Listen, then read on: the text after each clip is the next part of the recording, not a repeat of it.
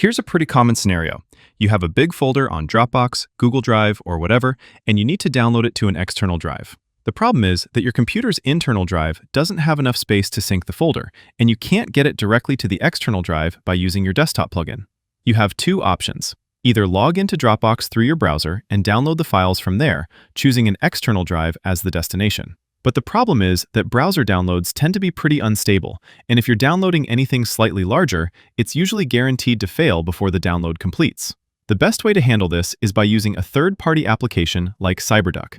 This is a free app that allows you to connect to your cloud storage, browser everything on it, and then download files and folders directly to an external volume, whether that's a hard drive or network storage. Using this is super easy. You'll hit Open Connection and then choose where you're downloading from. It can handle Dropbox, Google Drive, OneDrive, and a handful of other common platforms. When I choose Dropbox, all the login fields are grayed out, and that's normal. We'll get to that in a second. Hit Connect, and you'll get a browser window asking you to log into your account if you're not logged in already. Cyberduck needs permissions to access your account, so we'll grant that access through a browser and then go back to Cyberduck. Now I see my full Dropbox directory here in Cyberduck, and I can right-click any file or folder to download it.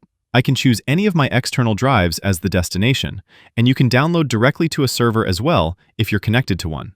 And that's it. My file goes straight to the drive without ever having to download to my internal drive first. Cyberduck downloads are a lot more stable compared to downloading through a browser, and if a download gets cut off for some reason, you can resume them from where you left off. Click the like button if this helped you, and subscribe for more easy guides like this.